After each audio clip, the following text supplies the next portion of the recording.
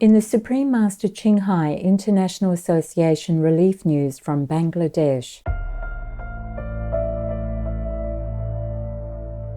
On two separate occasions, our beloved Supreme Master Qinghai caringly sent funds to assist the victims of devastating fires in Bangladesh. In February 2019, a rapidly moving fire in Dhaka's historic Chowk Bazar district regrettably took about 80 people's lives, while another 9 sadly perished in a blaze at a destitute area in the coastal city of Chittagong. Master immediately allocated $10,000 for the most vulnerable, with sorrowful heart and prayers for the affected. May Allah bless you all to recover to normal life.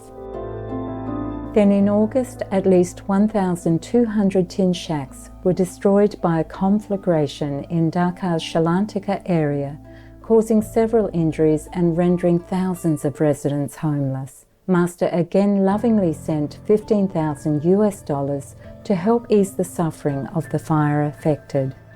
For the victims of the February fires, our Bangladeshi Association members arranged for the distribution of urgently needed supplies through the support of the Honourable Elias Udin Molla, Member of the National Parliament of Bangladesh, who wrote a note of appreciation for the much-needed items. In early September, our relief team was joined by our French Association members, a family of 4, and all helped to distribute food packages to 2,000 families impacted by the August fire. Each package contained 4 kilograms of rice, 3 kilograms of potatoes, 1 kilogram of puffed rice, 1 kilogram of wheat flour, and 1 kilogram of flattened rice. The Honourable Elias Udin Molla assisted in the dissemination of emergency provisions and appreciated taking part in this noble work. Our Bangladeshi Association members have a message for Master. We are thankful to our kind-hearted, beloved Master for her enormous love and support. Master has stood by the fire-affected of our country, just as Master always does for other helpless people all over the world. We pray for beloved Master's betterment and prosperity. To all government authorities and other organisations involved in providing urgent aid and support to citizens in need, we thank you. Also, our appreciation to our Bangladeshi and French relief teams for bringing aid, comfort and assurance to people's lives. May all Bangladeshi citizens affected by the fires soon return to lives of normalcy, in Allah's benevolence and protection.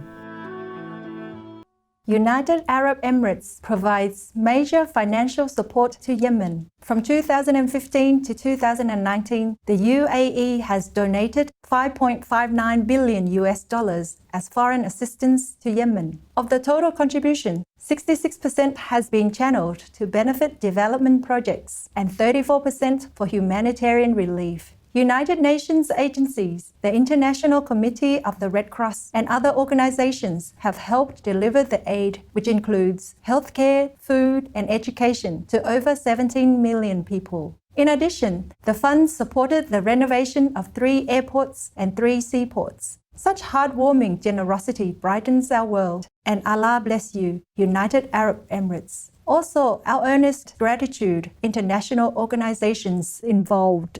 In the elevating grace of the Providence, may all fine Yemeni citizens be endowed with lives of peace, dignity, and comfort. World Bank helps increase social safety in Egypt. The World Bank has pledged a loan of $500 million to strengthen the social safety system for the most vulnerable people in Egypt, supporting the Solidarity and Dignity program, which has reached approximately 9 million people with cash transfer assistance. The funds enable a 3-year extension of the endeavor. Women and youth will especially benefit from job training and maintainable economic opportunities. Her Excellency, Dr. Sahar Nassar, Egypt's Minister of Investment and International Cooperation, stated, "This partnership with the World Bank is supporting us to achieve our goal of sustainable growth that includes all Egyptians. We laud your magnanimity, World Bank. May heaven's immense benevolence reach all the good-natured Egyptian people with tender guidance and abundant blessings."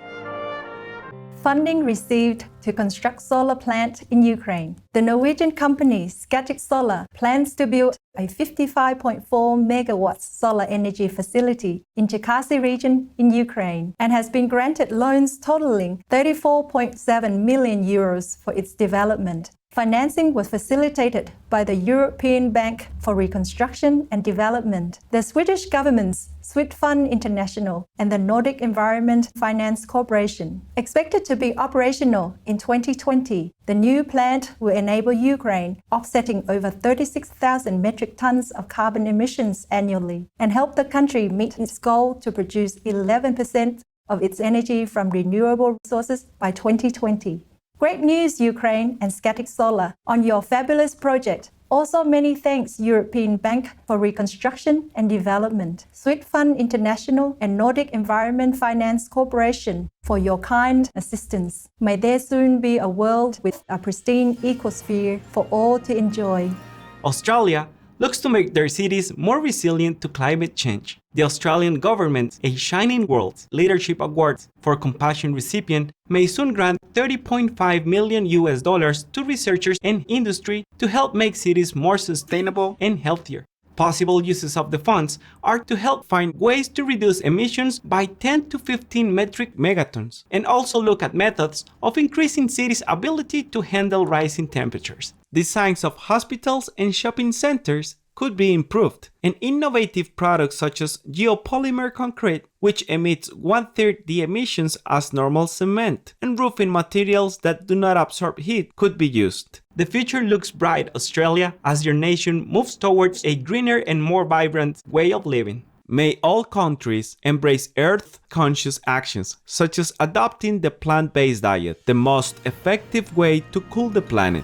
New law in Japan bans indoor smoking. Japan's health promotion law has been revised to prohibit smoking in government buildings, schools, child welfare facilities, and hospitals. More establishments such as restaurants, hotel lobbies, offices, and railway buildings will be under the same rules next year before the Tokyo Olympic and Paralympic Games begin in July 2020. Fines for smoking violations are up to $2,780 for individuals and $4,630 for facility managers. This law seeks to protect individuals under 20 years of age, people with health challenges, and expectant mothers from the detrimental effects of secondhand smoke.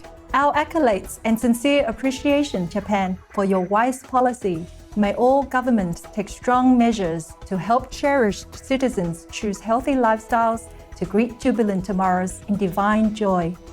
Plant-based milks are increasingly popular in the United Kingdom. According to data released by UK-based market research company Mintel, 23% of people in the country consumed plant-based milk in the 3 months preceding February 2019, an increase of 4% from the previous year. The study revealed that 33% of young people aged 16 to 24 are choosing non-dairy alternatives, while 65% of plant-based milk consumers are interested to learn how to use the product in baking and cooking. Furthermore, the development of this market is seen to be part of the vegan trend, driven by consumers' health, environment, and ethics concerns. Thank you, Mintel, for your interesting research. We're glad to learn that more people are opting for cruelty-free milk choices. May this positive trend increase exponentially as individuals follow their compassionate nature in God's nurturing love. New York becomes first state to ban declawing of cats. The governor of New York State in the United States, the Honorable Andrew Cuomo, has signed a bill making it illegal to have the claws of cats removed. There will be a fine of $1,000 for anyone not adhering to the law, while Governor Cuomo called the declawing practice cruel, painful, archaic, and unnecessary. Speaking of the new legislation, Assembly member the Honorable Linda B. Rosenthal, who co-sponsored the bill with State Senator the Honorable Michael Gianaris, said, "It's a wonderful day for the cats of the state and the people who love them." Bravo and a gigantic purr of appreciation, Governor Andrew Cuomo, Assembly member Linda B. Rosenthal, Senator Michael Gianaris, and New York State. God bless you. May our adored feline friends flourish in good health as they continue to bring joy and love to our world in heaven's delight.